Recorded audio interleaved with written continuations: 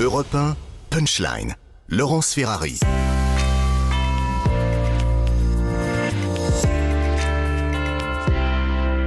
Il est 18h, si vous nous rejoignez à l'instant sur Europe 1 et sur CNews. Patrick Balkany est donc à la prison de Fleury-Mérogis. La fin de son placement sous bracelet électronique a entraîné mécaniquement la détention. Sandra Buisson du service police-justice de CNews est avec nous. Sandra, est-ce que Patrick Balkany a encore des voies de recours ou pas ?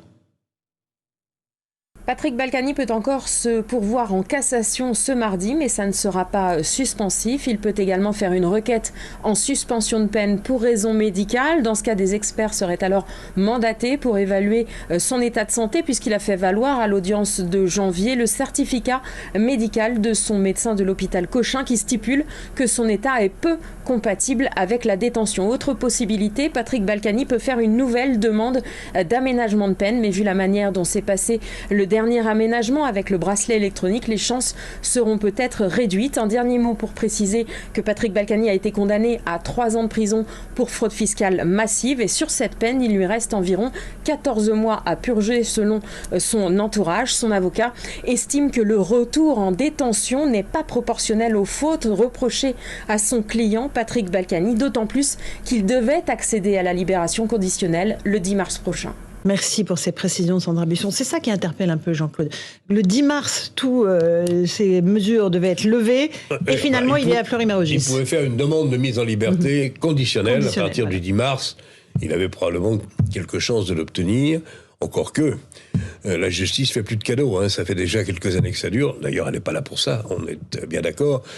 Néanmoins, on s'interroge, et je crois que l'avocat a raison, sur la pertinence, enfin sur les bonnes raisons qui font qu'on met quelqu'un de 73 ans, qui est malade, qui en a vu, en prison, hors de l'état de nuire, mais il nuisait à qui, on se le demande, pour des fautes qui sont sans doute incontestables, s'il a mal parlé à la juge de l'application des peines, s'il a mal parlé à son responsable du suivi de son contrôle judiciaire, etc., s'il a un peu flirté en dépassant les limites qui lui étaient imposées par son fameux bracelet à la jambe gauche. Bon, ok, est-ce que ça vaut le retour en prison ? Est-ce que ça vaut que sa femme, qui est plus fragile qu'elle n'en a l'air quand même, avale la moitié d'un truc de médicament qu'elle avait sur son lit et puis se retrouve à l'hôpital sauvée par les médecins, mais enfin manifestement elle aura du mal à accepter d'aller passer les fins de séjour ou une partie de la fin de séjour en détention. Donc oui, non, moi je réponds que non. Il y a des tas de bonnes raisons qui méritaient que... C'est vrai que les Balkany sont pas bien élevés.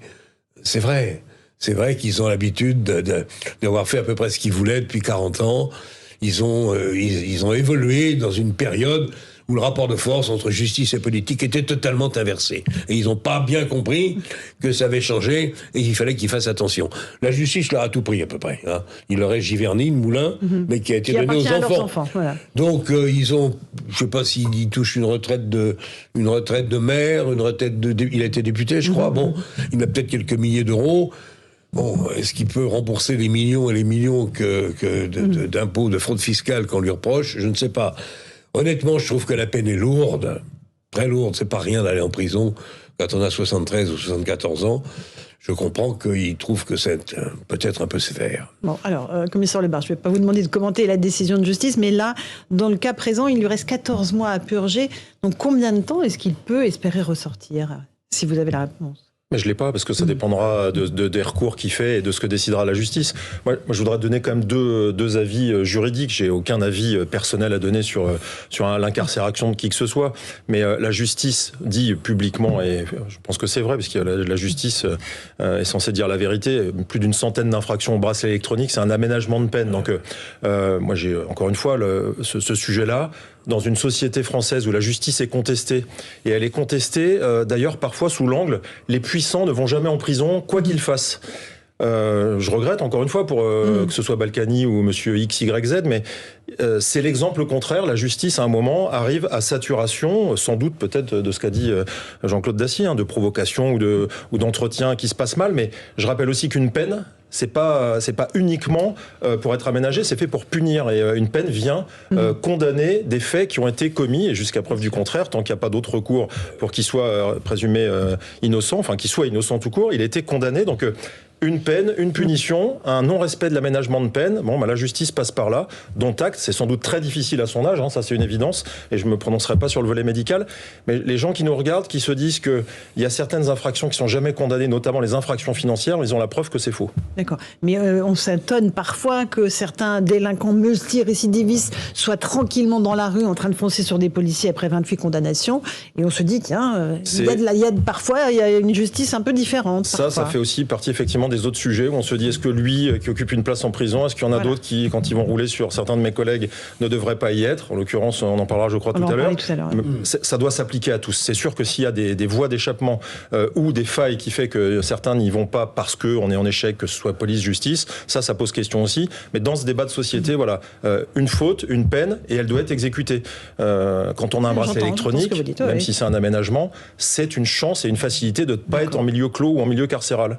D'accord. Gabriel Cluzel, sur cette incarcération de Patrick Balkany. On aimerait bien que les dealers et les délinquants dans ce pays soient traités avec autant de fermeté. Moi, j'entends le juge qui dit il a joué avec le feu et il se brûle. C'est vrai que compte tenu de ce que l'on voit dans notre pays, on aimerait que soit dit la même chose aux autres délinquants. Donc vous dites, je suis d'accord, oui et non avec vous, parce que ça peut aussi donner le sentiment que c'est plus facile avec un homme de 75 ans qu'avec des jeunes délinquants de 20 ans qui représentent objectivement un danger pour la société. Encore une fois, il ne s'agit pas de l'innocenter, de dire que tout ce qu'il a fait est merveilleux. C'est pas du tout le cas.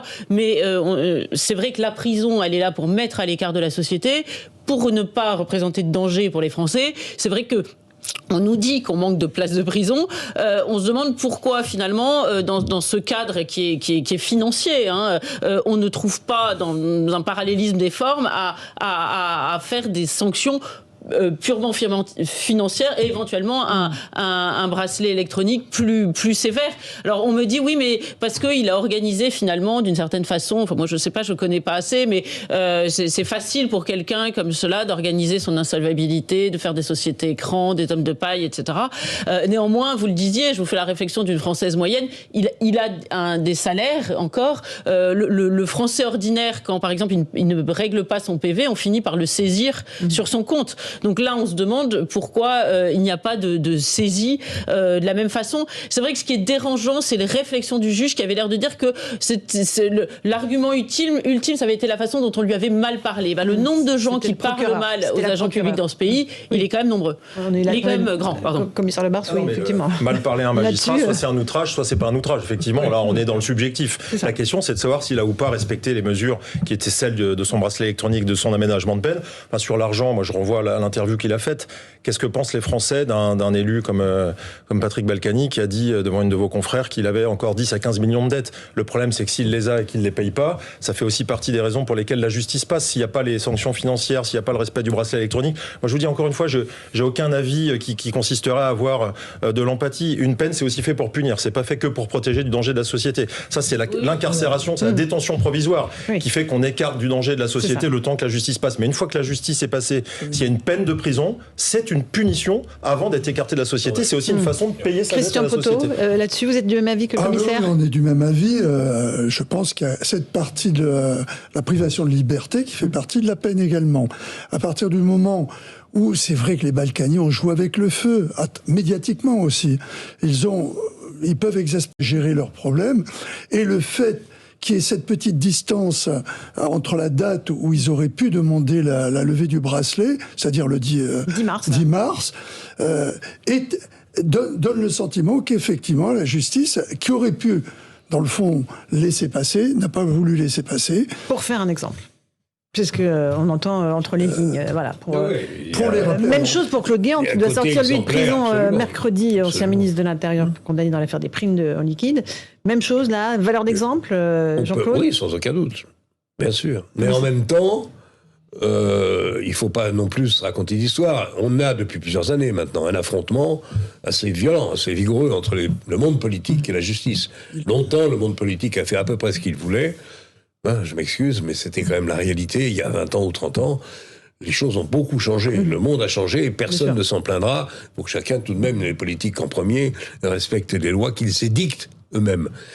Mais bon, que les Balkany aient un tempérament particulier, chacun le sait, ils ont fait des bêtises. Encore une fois... On était sur Guéant, on avait un peu avancé. Oui, mais Guéant... Il ne va pas brasser, je crois. En sortant ? Oui. Voilà, bon, en Guéant... Mais là, c'était un exemple aussi... Il y avait aussi quand même mettre un ministre de l'Intérieur... En prison, c'était une sorte de trophée. En prison, ça fait plaisir à certains. Cette fois, il n'y a pas de cadeau, quoi. Hein, c'est comme ça. Commissaire Le Bars, là aussi, c'est un exemple. C'est la valeur de l'exemple aussi. Alors, même le ministre de l'Intérieur, un ancien ministre de l'Intérieur, peut aller en prison. C'est un ministre de l'Intérieur qui va en prison. Ça, c'est sûr que le message qui est passé, c'est que c'est quand même un des personnages les plus importants d'un gouvernement qui s'est retrouvé sous les barreaux. Je voudrais juste, si vous me permettez, Laurence Ferrari, faire une précision, parce que les primes en liquide, ça pourrait laisser à quelques imaginations. Ça s'appelle les frais d'enquête et de surveillance. Ces frais d'enquête et de surveillance, c'est une ligne budgétaire qui était officielle et qui était destinée à récompenser les enquêteurs dans les services de police qui faisaient des belles affaires. C'était décidé par le ministre, c'était distribué dans les services et c'était remis contre signature, et tout ça faisait l'objet d'une comptabilité. Et ça apparaissait sur la fiche de paie sous Lionel Jospin. Non, c'est une époque révolue, mais c'était une époque officielle où on avait ces frais d'enquête et de surveillance pour celles et ceux d'entre nous, des policiers qui faisaient des très belles affaires et qui élucidaient en interpellant des gens, des grands délinquants, que ce soit des criminels, des trafiquants. Et le problème de ces frais d'enquête et de surveillance, c'est que le ministre les a détournés, enfin, en tout cas c'est ce que la justice lui a reproché, à son profit, ce qui n'est pas du tout fait pour rémunérer soit des ministres, soit des collaborateurs de cabinet. Donc ce que je veux juste dire, c'est que ce sont derrière c'est cet argent détourné, je vais être prudent parce que moi je connais pas le dossier, c'est des policiers ou des gendarmes peut-être d'ailleurs, je sais pas si c'était valable en gendarmerie, je pense que oui, parce que non. Ça existait pas. Un ancien gendarme sans mais c'était peut-être avant l'intégration des gendarmes au sein du ministère de l'Intérieur. En tout cas, ces frais d'enquête et de surveillance, c'est des policiers qui travaillaient de façon acharnée, certains sur des dossiers très importants, qui ne les ont pas vus. Donc il y a eu aussi des victimes, sachant qu'on sait très bien qu'à cette époque-là, aujourd'hui c'est sur les fiches de paye, c'était un complément de rémunération ponctuel, mais qui était mais aujourd'hui, c'est sur les fiches de paye. Oui, bien sûr, ça n'existe plus. Il n'y a plus du tout de frais en espèces au sein du ministère de l'Intérieur. Mais encore une fois, ils étaient en espèces, mais ils étaient légaux. Ils étaient parfaitement référencés. C'est pas les fonds secrets, on est d'accord. C'est autre chose. C'est pas les fonds secrets. Ah non, c'est pas les fonds secrets. C'est encore un autre dossier. Absolument, la terminologie n'était pas adaptée. Mais on a quand même toujours appelé cette enveloppe globale pour l'ensemble des ministères les fonds secrets, parce que sauf que ça faisait l'objet d'un vote. L'ensemble de ces fonds faisait l'objet d'un vote. Donc vous aviez l'Élysée, Matignon, chaque ministère avait sa petite enveloppe. Avait son... Ces temps-là sont révolus. Et après tout, ce n'est pas si mal. C'est payé autrement, c'est payé officiellement. Oui, mais au moins, c'est pas sous le manteau, quoi. Voilà. Le pouvoir a toujours eu besoin d'une zone grise, plus ou moins large, selon les périodes. À l'heure de la transparence, il y en a de moins en moins des zones grises. Allez, on fait une petite pause. On se retrouve dans un instant. On parlera de sécurité avec vous, vos deux collègues qui sont grièvement blessés, Lille, Montpellier, 2 refus d'obtempérer. Les policiers payent un très lourd tribut chaque jour. A tout de suite dans Punchline sur Europe 1 et sur CNews.